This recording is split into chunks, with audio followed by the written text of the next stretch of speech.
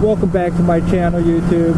For the people that are new to my channel, this is MK on MKswoosh. Make sure you guys hit that like button and that subscribe button. I would greatly appreciate it. As you can see, the clouds are rolling in. It looks like it's about to rain. I just wanted to get a video shot in so I can grow some sort of consistency with my videos. I've been asked the question a lot by my friends that if my ZX6R was worth it.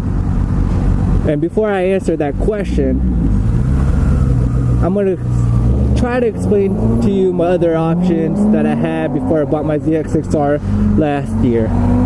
Prior to buying my ZX6R, I had about 2 miles, I would say, riding experience. And that was back in 2011 or 2012. Back in California, I had my permit and I rode my cousin's bike.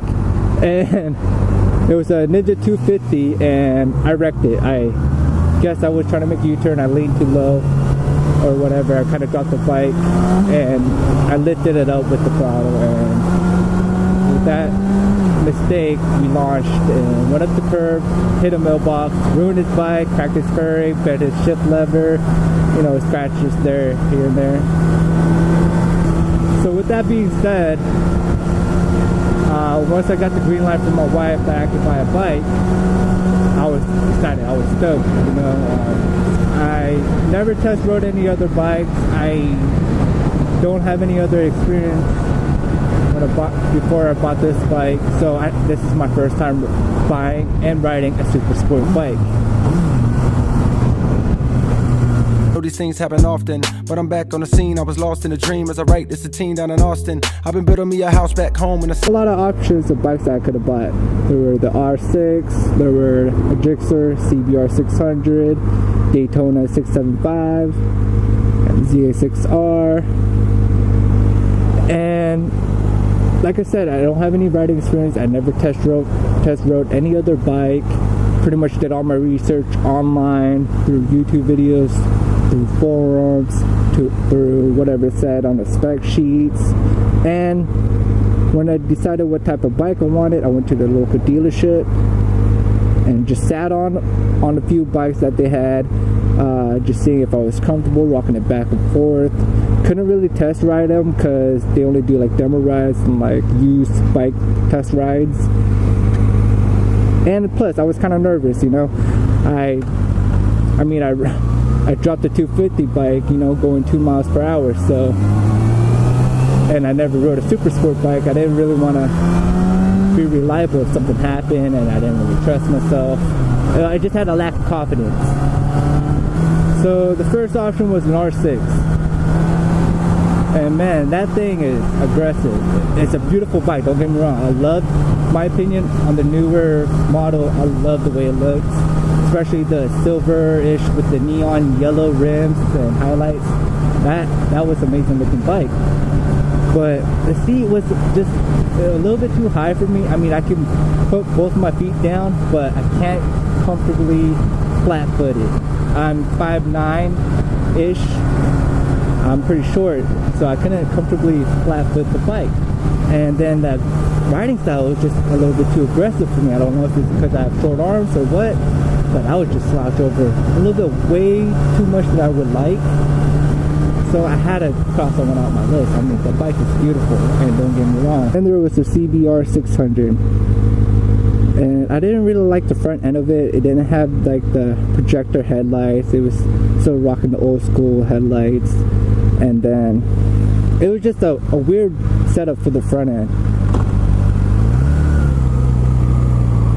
What I did like about it was it had the undertail exhaust, which I'm a fan of that look.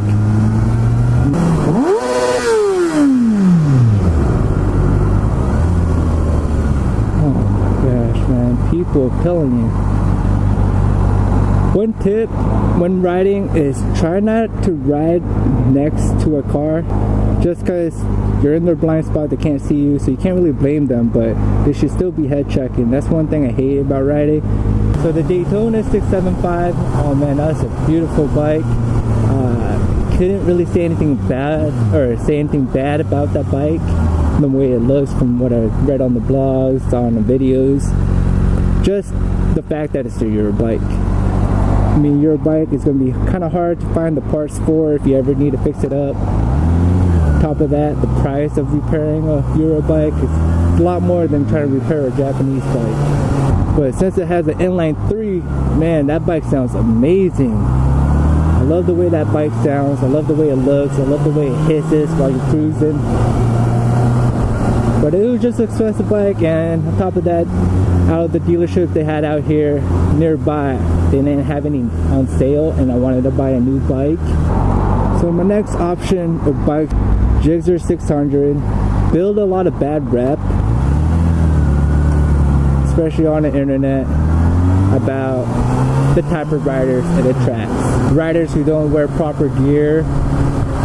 With that being said, reputationally, that bike is a very reliable bike. I like the way it felt. Like, I sat on it on a dealership. When I sat down, I flat-footed it comfortably. The seat had a little bit more cushion than the other seats of the other bikes I sat on, and it was a comfortable bike. They had the color choice that I wanted. It was black with the red trim. Had a bad social reputation. I just didn't want that bike. And on top of that, the headlights. The newer ones I wasn't a fan of. You want a treat? I don't know why, but man, dogs always have that dog face. Like we said, like they on that animal shelter, please donate commercial.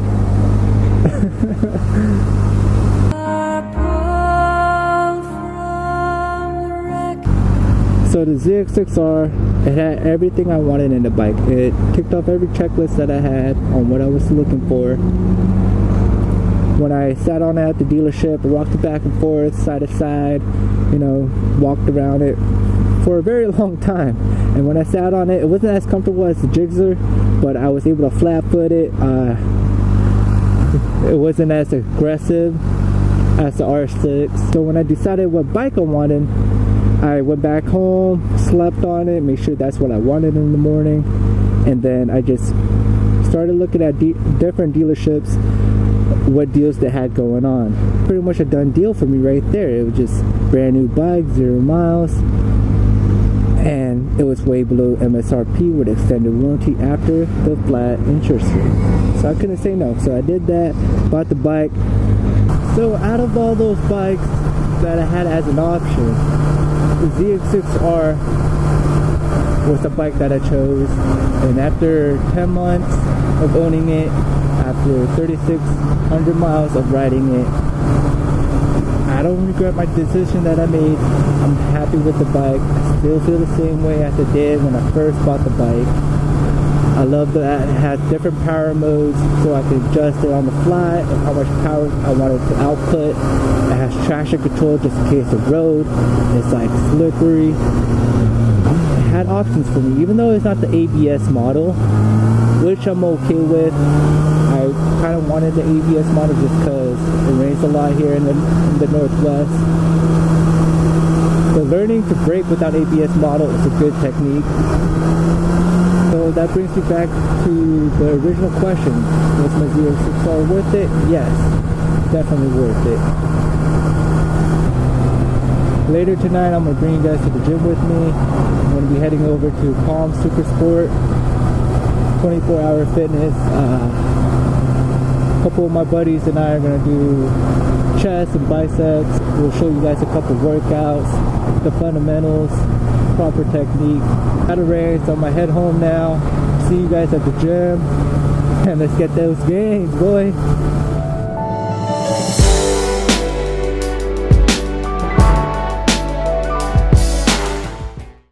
So I just got done stretching.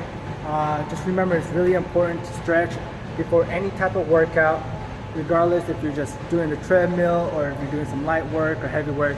Always stretch. It's very important so you can prevent any types of injuries. Clearing our chest day, we do some prime workout on our back and our shoulders and our triceps. Even though those are secondary muscles that we're going to be working out on chest day, we just need to prime those muscles up So when we do our bench press, those muscles are already flooded with blood and they're primed and we're ready to pump some iron. So we're starting out with a bench workout. We had one warm-up set, and I usually do 4 working set, meaning working up to my max rep.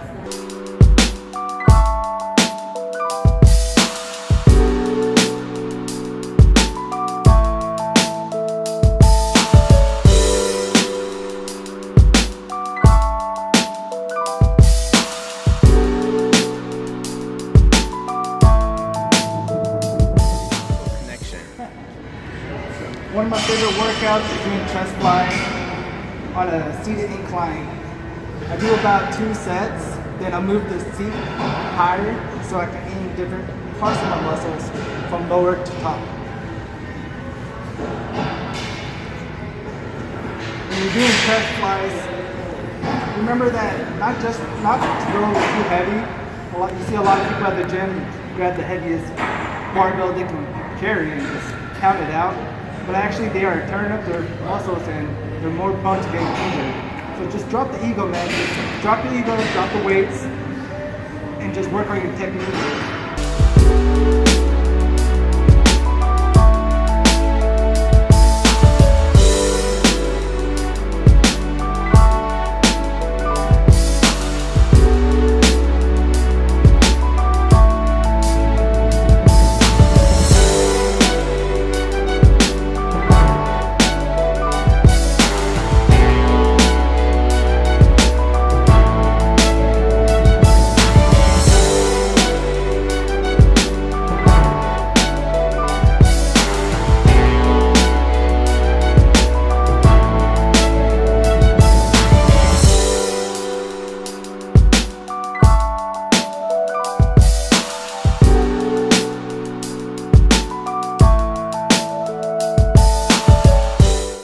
So I actually had a couple workouts that I recorded at the gym, but unfortunately the mic didn't really pick up my voice.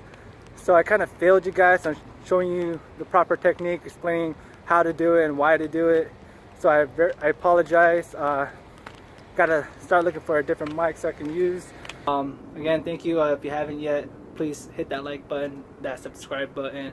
I will see you guys next time. Peace.